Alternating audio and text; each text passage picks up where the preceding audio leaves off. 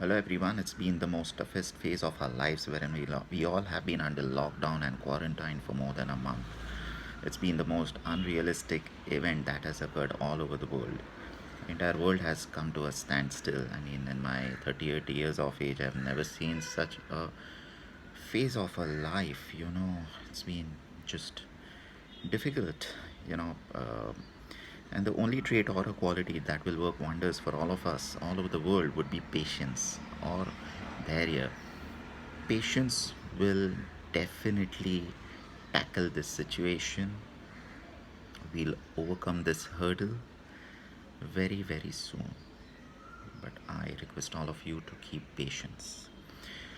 So, at this point of time, I felt like sharing a certain knowledge that I've gained from my sister's yoga ashram, which is situated in Chiang Mai, Thailand.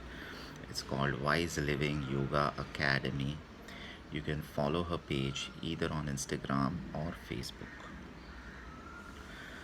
So, I would like to share a knowledge. The reason I'm sharing is because I've been certified as a yoga trainer. I'm proficient enough to share the knowledge with all of you. So, I would be sharing a little bit of knowledge on Patanjali's Yoga Sutra, which I've learned. So, living ethically according to Patanjali Yoga Sutra is the first step on the true path of yoga. It is arranged in four chapters or padas, and it elaborates the basic teachings of yoga in short verses, which is also known as sutras. While in the second chapter, the Patanjali presents the Ashtang or eight limbed system for which he is so famous. While Westerners may be well versed with asanas, which is the posture, the third limb, that is the yamas, are really the first step in a practice that defines the whole fabric of our lives. Not just physical health, but also solitary spiritual existence. The rest of the limbs are niyamas. Niyamas is the precepts more personal code of conduct. Pranayama, which is the breathing exercises. Pratyahara, which is a conscious withdrawal of energy away from our senses, controlling our desires, is also known as pratyahara. Dharana, which is a concentration. Dhyana, which is meditation. And the very last limb is samadhi, which is self actualization or self realization. When you start knowing yourself, when you start knowing your soul. So I'll let you know about first Yama. We'll start with Yama. Okay. So the first Yama is Ahimsa, non-violence. This refers not only to physical violence but also to the violence of words or thoughts. To practice ahimsa is to be constantly vigilant, to observe ourselves in interaction with others, and to notice our thoughts and our intentions. It is often said that if one can perfect the practice of ahimsa, one need learn no other practice of yoga, for all the other practices are subsumed in it. Try practicing ahimsa by observing your thoughts when a smoker sits next to you. Your thoughts may be just as damaging to you as a cigarette is to him.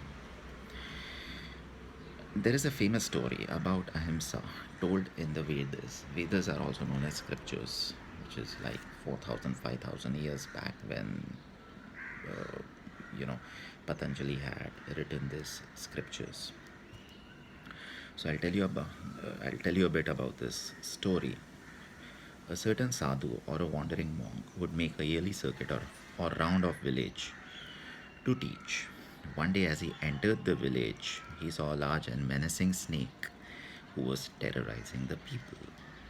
The sadhu spoke to the snake and told him about ahimsa. He imbibed teachings about ahimsa or non-violence. The following year, when the sadhu made a trip to the village once again, he noticed the same snake was completely changed. This time around, he was bruised. He was completely bruised. He was injured. He was bleeding. He had become very, very, very skinny. So he asked this magnificent creature, once upon a time magnificent creature, which was currently so skinny and bruised, he asked him that, what happened to you? So the snake replied that he had taken the teaching of Ahimsa so seriously and to his heart. He had taken it so seriously that he had stopped terrorizing the people of the village. But because he was no longer fearful or intimidating, the children now threw rocks at him, started peddling rocks at him, abused him, taunted him. As a result, he became so skinny and bruised. So the sadhu shook his head and he said, well, I told you. I told you and I advised you against ahimsa. But I never told you to hiss. You can keep hissing. But protecting ourselves and others does not violate ahimsa. You need to defend yourself. You need to protect yourself in any given situation. Practicing ahimsa means we take responsibility for our own harmful behavior. That doesn't mean that you stop defending yourself.